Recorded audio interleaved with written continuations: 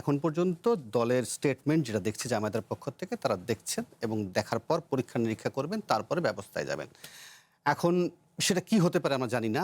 তবে আপনার অনুমান কি বলে, বা অতীত অভিজ্ঞতা এই ধরনের ঘটনা তো একটা দুটো না, অতীতে আমরা নানান সময় নানান দলের ক্ষেত্রে দেখেছি। ফলে দলীয় ব্যবস্থাপনায় কি ধরনের ব্যবস্থা আসতে পারে বলে মনে করেন?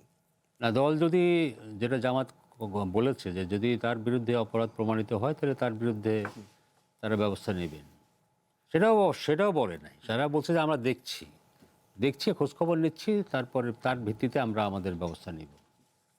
ধরেন তারা প্রমাণ পেল যে তিনি আসলেই এরকম একটা অবৈধ কাজের সঙ্গে লিপ্ত ছিলেন, তো জামাত ইসলামী যদি সত্যি ধর্ম ইসলামের কথা বলে তো বটেই, যদি তারা মনে প্রাণে বিশ্বাস করে তাহলে তো সঙ্গে সঙ্গে তাকে পার্টি থেকে বহিষ্কার করার কথা। তো আপনি যারা জানতে চাচ্ছিলেন পার্টি থেকে ধরেন বহিষ্কার করলো, তা কিন্তু তিনি তো এমপিও, সেটা কি হবে, তাই তো? সংবিধানের ৭০ অনুচ্ছেদে বলা আছে তিনি যদি পদত্যাগ করেন, দল থেকে পদত্যাগ করেন, অথবা দলের কোনো সিদ্ধান্তের অবস্থানের বিপক্ষে সংসদে ভোট দেন, তাহলে তার সংসদ সদস্যপদ বাতিল হবে। তো জামাত যদি তাকে বহিষ্কার করে তাহলে তো উনি পদত্যাগ করেছেন, সেটা তো হচ্ছে না। তাকে বহিষ্কার করেছে, কিন্তু উনি তো পদত্যাগ করেন নাই।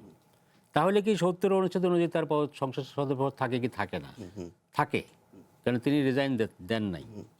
অতীতে কিন্তু ধরেন এটা কিন্তু একটা নীতিগত বিষয়, আইন কানুন। তো ধরেন আইন কানুনের মধ্যে অনেক সময় অস্পষ্টতা থাকে, অনেক ক্লিয়ার থাকে না। দল বহিষ্কার করলেও তিনি যদি রিজাইন না করেন তাহলে কিন্তু তার এমপিশিপ থাকবে। জামাত ইসলামের উচিত হবে এই সমস্ত না দেখে তাকে পদত্যাগ করতে বাধ্য করা দরকার। আপনি যে অপরাধ করেছেন আমরা প্রমাণ পেয়েছি, আপনি দল থেকে পদত্যাগ করেন। সঙ্গে সঙ্গে অ্যাজ ওয়েল অ্যাজ তারা তাকে বহিষ্কারও করবে এবং তার সঙ্গে মানে প্রাইমারি মেম্বারশিপও তার বাতিল করতে হবে। কিন্তু তাকে যদি একেবারে সংসদ সদস্য পদ থেকেও যদি খারিজ করতে হয় বা সরিয়ে দিতে হয়, তাহলে লতিফ সিদ্দিকীর ক্ষেত্রে যে ঘটনাটা ঘটেছিল সেই পথেই মনে হাঁটার কথা। কারণ হচ্ছে 66-এ যখন এই বিষয়ে বলা হচ্ছে যে এই সূত্র যদি ক্লিয়ার না থেকে থাকে, তাহলে 66 অনুযায়ী এই প্রশ্ন যাবে হচ্ছে নির্বাচন কমিশনের কাছে। লতিফ সিদ্দিকের ক্ষেত্রে যেটা দেখেছিলাম আমরা, সেখানে হচ্ছে তখন সৈয়দ আশরাফ দলটির সাধারণ সম্পাদক, তিনি চিঠি লিখেছিলেন যে আসলে রাজনৈতিক দলের যে নিবন্ধন আইন আছে সেখানে বলা হচ্ছে যে দল কর্তৃক মনোনীত বা স্বতন্ত্র প্রতিদ্বন্দ্বিতাকারী ব্যক্তি, অর্থাৎ রাজনৈতিক দলের মনোনীত প্রার্থী স্বতন্ত্র প্রার্থী হওয়ার নির্বাচনের আগে বা পরে কোনো সুযোগ নেই, অর্থাৎ দল থেকে বহিষ্কার হওয়া মানে তিনি দলের কেউই নন। ফলে তার ব্যাপারে দেখা গিয়েছিল যে তাকে আর বিষয়টি যখন খুব জটিল আকার ধারণ করলো, তখন লতিফ সিদ্দিকী নিজ থেকে গিয়ে পদত্যাগটা করলেন। অর্থাৎ নিজে থেকে পদত্যাগ না করলে সেই জায়গা থেকে আসলে দল থেকে বহিষ্কার করলেও তিনি আসলে সংসদ সদস্য। আমি সেটাই বলছি। রাইট, সেই জায়গা থেকে হচ্ছে। কিন্তু মুরাদের ব্যাপারটাও তো আপনি যদি দেখেন যে সেই সময় তো একটা বড় জটিলতা তৈরি হয়েছিল।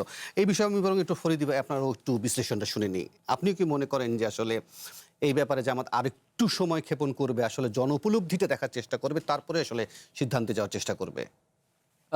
দেখেন, মানে যখন এই নিউজটা আসা শুরু করলো তখন কিন্তু জামাত থেকে সেরকম কোনো নিন্দা মানে বা কোনো এই বিষয়টা নিয়ে ওনাকে অভিযুক্ত করা এই ধরনের কিছু কিন্তু ছিল না। তারা বিভিন্নভাবে বিভিন্ন যুক্তি দেখিয়ে ধর্মের কথা বলে বা ধর্ম দিয়েই সেটাকে বিভিন্নভাবে জাস্টিফাই করছে। তো আমার ধারণা যে আমি মনে করি, আমার গাট ফিলিং বলে যে এটা নিয়ে জামাত ইসলামী টপ কমান্ড দেখবে পাবলিক রিয়াকশনটা কি। এবং আমরা তো জানি যে কালকে যদি আরেকটা বড় ইস্যু আসে এটা ধামাচাপা পড়ে যাবে। তো তারা আর না আসলেও এটা কয়দিন পরে, এটা এমনি মানুষের অ্যাটেনশন স্প্যান খুব কম এখন। তো সেক্ষেত্রে দেখা যাবে বড় যে ৩-৪ দিন তারপরে জিনিসটা হালকা হয়ে আসছে আর কি।